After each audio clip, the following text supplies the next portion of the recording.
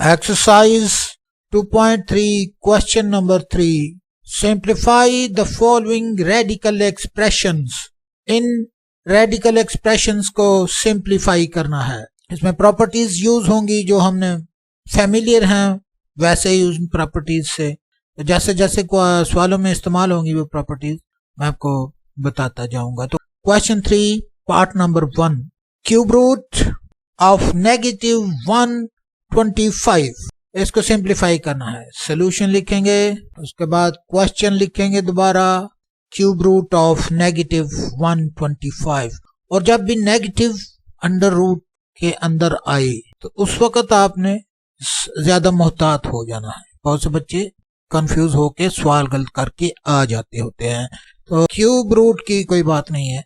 Cube root में वो ऐसा मसला नहीं आएगा. ये नेगेटिव है तो इसका अगर क्यूब रूट लेंगे तो वो -1 आ जाएगा, उसकी कोई बात नहीं. जब स्क्वायर रूट होगा तो तब मसला आता है. वो इमेजिनरी नंबर होता है, बच्चे उसको रियल नंबर बना के अपने पास से ही सवाल गलत करके आ जाते हैं. चलो वो एनी हाउ हम सवाल करते हैं. जब अगर इसमें कोई आ गया ऐसा क्वेश्चन तब मैं ब्रीफ कर दूंगा, अदरवाइज शायद आपके कोर्स में इस तरह की क्वेश्चन नहीं है. तो यहाँ पर हम करते हैं क्वेश्चन को, इसको रेडिकल फॉर्म में लिखते हैं. सबसे पहले रेडिकल फॉर्म में लिखने के लिए -125 रेज़ टू पावर 1/3 लिखेंगे. तो लिख दिया हमने. अब ये जो -125 है उसके ऊपर 1/3 है, उसका मतलब ये है कि इसकी कितनी पावर रखें कि ये 3 के साथ कट जाए.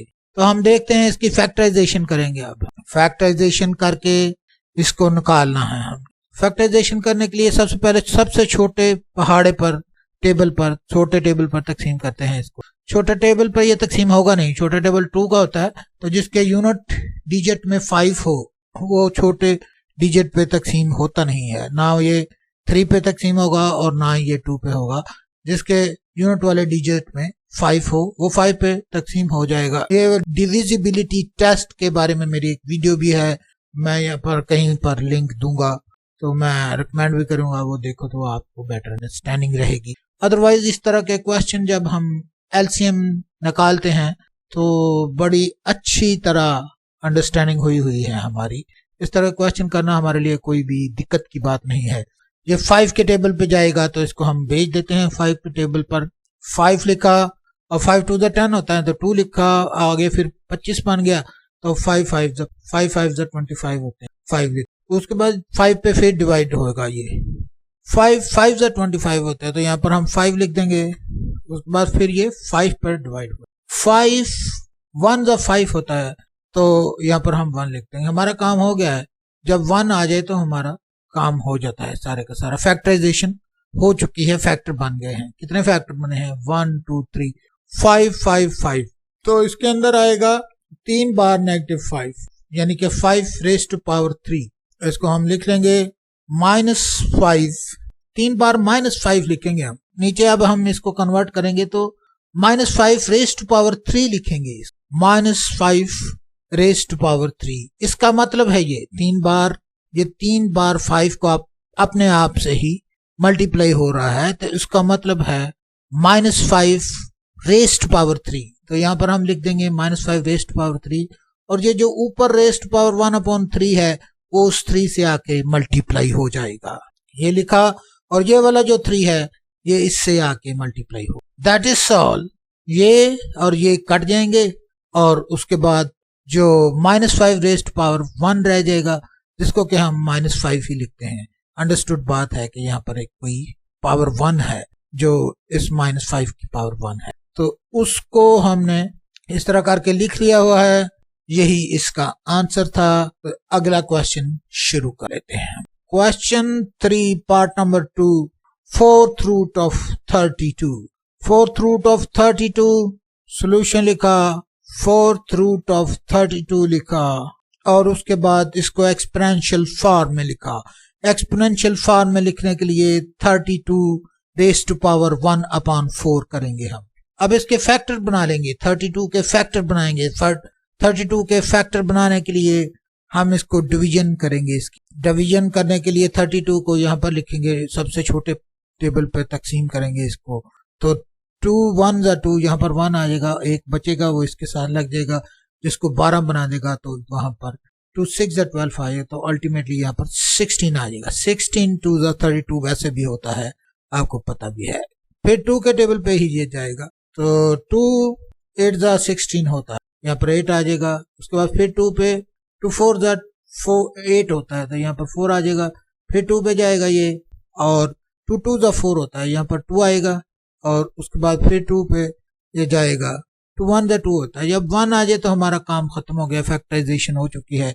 ये इसके फैक्टर हैं, ये कितने 2 हैं, 1 2 3 4 5 2, तो यहाँ पर हम लिखेंगे इसकी जगह पर ये, क्योंकि 32 के बराबर है तो ये 5 2 यहाँ पर लिखेंगे। तो हम 5 2 लिखने की बजाय यहाँ पर 2 रेज़ टू पावर 5 लिखते हैं। 2 रेज़ टू पावर 5 लिखा, और ये वाला जो पहले से ये पावर है 1/4, वो फिलहाल इधर ऐसे ही लिखी रहेगी। अब यहाँ पर हमारा काम नहीं चल रहा, तो जब आपका काम ना चले तो फिर इधर उधर हम देखते हैं कि इसको क्या किया जाए। हम इसके ऐसे हिस्से बनाएंगे कि कम से कम इसका एक पार्ट तो इसके साथ डिवाइड हो जाए। तो उसके लिए हम करेंगे 2 की पावर 4 लिखेंगे और उसके साथ मल्टीप्लाई कर देंगे 2 की पावर 1 को। अल्टीमेटली वो तो 2 की पावर 5 ही रहेगा। करते हैं हम ऐसे, 2 की पावर 4 लिखा और उसको मल्टीप्लाई कर दिया 2 की पावर 1 से। 1 की हम लिखते नहीं थे। और ये एक बात आगे आप इंट्रोड्यूस हो जाओगे, ये वाला जो डॉट्स है इसका मतलब मल्टीप्लिकेशन है, ये मल्टीप्लिकेशन का निशान है। आगे काफी सारे क्वेश्चन हम करेंगे, अगली शायद एक्सरसाइज है, तो ये वाला डॉट्स मल्टीप्लिकेशन का निशान है। बल्कि फॉरेन कंट्रीज में वो जो हम क्रॉस वाला कांटे का निशान, ये वाला जो निशान है वो इसको कहते हैं कि यार ये मल्टीप्लिकेशन का निशान है ही नहीं, क्योंकि ये क्रॉस है। क्रॉस का मतलब होता है कि गलत, तो वो उसको गलत यानी कि फॉल्स का निशान समझते हैं, इसको भी प्रेफर देते हैं। खैर हमारे हाँ दोनों ही चल जाते हैं, ये भी और ये। तो ये मल्टीप्लिकेशन का निशान है। तो यहाँ पर अगर 4 2 रेज़ टू पावर 4 और 2 रेज़ टू पावर 1, अल्टीमेटली ये वही बात है कि ये वाला और ये वाला इसकी पावर जब आपस में प्लस होंगी तो ये 5 ही आ जाएगा। जैसे हम कोई चेंज ले लेते हैं, 5 का अगर हम चेंज ले लें तो 2 के 2 नोट दे दे हमें, 4 रुपए और 1 रुपया दे दे, तो वो 5 के इक्वल होगा। तो अल्टीमेटली इस पे कोई फर्क नहीं पड़ेगा, लेकिन हमारे लिए ये बड़ी अहमियत का हामिल है कि ये वाला 4 इससे कट जाएगा और ये होल की पावर 1/4 हो जाएगी। तो यहाँ पर हम लिख लेंगे 1/4। अब जो भी होल की पावर है वो फर्दर इन पावर से आकर मल्टीप्लाई हो जाएगी। जब इस वाली पावर से आकर ये मल्टीप्लाई होगा 1/4, तो इस तरह का कोई सिनेरियो बन जाएगा 1/4। और ये वाला जो मल्टीप्लिकेशन का निशान है उसके बाद इसके ऊपर पावर 1 है, तो उसके ऊपर ये आके मल्टीप्लाई होगा तो ये 1/4 ही रहेगा। ये 1 से मल्टीप्लाई होगा तब भी ये 1 से जो भी चीज मल्टीप्लाई होती है तो वही रहती है, तो ये 1/4 ही रहा। अब ये और ये कट जाएंगे, 4 1 जा 4 होता है, तो ये और ये कट जाएंगे, ये 2 के ऊपर पावर रह जाएगी 1, तो इसको हम 2 लिख लेंगे और इसको रेडिकल फॉर्म में लिख लेंगे। ये 4th रूट ऑफ 2 बन जाए, ये वाला 4th रूट ऑफ, तो यहाँ पर हम लिख देंगे 4th रूट। ये इसका जवाब है। Question 3 part number 3, 5th root of 3/32। Solution लिखेंगे, रकम को दोबारा लिखेंगे 5th रूट ऑफ 3/32। इसको एक्सपोनेंशियल फॉर्म में लिख लेंगे 3/32 रेज़ टू पावर 1/5। अब 32 की फैक्टराइजेशन कर लेंगे, तो जब फैक्टराइजेशन कंप्लीट होगी तो ये वाला हमारे पास फैक्टर आ जाएंगे 1 2 3 4 5। तो ये 5/2 अपने आप से ही मल्टीप्लाई हो रहा है जो कि इजिकल टू है 32 के। तो इस जगह पर हम लिख लेंगे 2 रेज़ टू पावर 5। अगले स्टेप में हम लिखेंगे इसको 2 रेज़ टू पावर 5 कहते हैं। 2 रेज़ टू पावर 5 32 के इक्वल होता है, तो यहाँ पर हम इसकी जगह पर ये वाला 2 रेज़ टू पावर 5, यहाँ पर हम लिख देंगे 3/2 रेज़ टू पावर 5 और सारे होल की पावर है 1/5।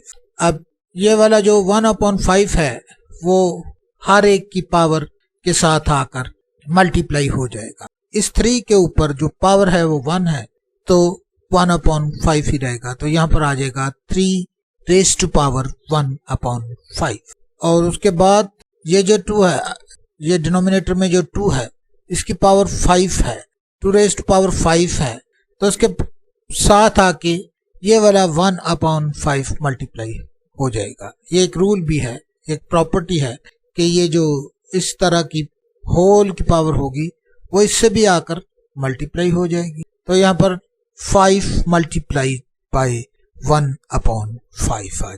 अब ये वाला 5 इससे कट जाएगा और इसका तो कुछ हो नहीं सकता, ये एज इट इज ही आ जाएगा। इसको हम रेडिकल फॉर्म में, और यहाँ पर 2 की पावर 1 रह जाएगा। 2 की पावर 1 को सिर्फ 2 ही हम लिखा करते हैं, तो यहाँ पर हम लिख देंगे 5th root of 3/2। 5th root of 3/2 ही जवाब है इसका। ये वाला क्वेश्चन हो चुका है हमारा। अब क्वेश्चन नंबर 3 पार्ट नंबर 4 हल करेंगे। Cube root of -8/27। अब सॉल्यूशन लिखेंगे और क्वेश्चन को दोबारा लिखेंगे। Cube root of -8/27। तो अब आप बहुत स्मार्ट हो चुके हो, आप इसकी फैक्टराइजेशन ना भी करो तो जुबानी ही आपको याद हो चुका होगा। जो 8 होता है वो 2 की पावर 3 होता है, और जो 27 होता है वो 3 की पावर 3 होता है। इसको एक्सपोनेंशियल फॉर्म में लिख लेंगे। इसको 2/3 3 बार, और ये नेगेटिव का होगा 2/3 मल्टीप्लाइड बाय -2/3। ये 3 बार अपने आप से ही मल्टीप्लाई होगा, और ये वाला जो इंडेक्स है 1/3 बन। अब इसको सिंप्लीफाई करें तो -2/3 रेज टू पावर 3 आ जाएगा। इसको अगर सिंप्लीफाई करें तो ये रेज टू पावर 3 आ जाएगा, और ये वाली रेज टू पावर जो है 1/3 ये इसके साथ आके मल्टीप्लाई हो जाए, तो ये और ये कट जाएंगे और -2/3 की पावर 1 रह जाएगा। तो जिसको कि हम पावर 1 को हम लिखा नहीं करते, वो अंडरस्टूड होती है। तो यहाँ पर इसका जवाब आ जाएगा -2/3। तो यही क्वेश्चन नंबर 3 है, और ये टोटल सारे के सारे पार्ट इसके हल हो चुके हैं। इसको हम पब्लिश करते हैं और अगली वीडियो में अगली एक्सरसाइज, मेरा ख्याल ये एक्सरसाइज भी कंप्लीट हो चुकी है, अगली एक्सरसाइज करेंगे या एक आध क्वेश्चन रहता हुआ तो वो करेंगे।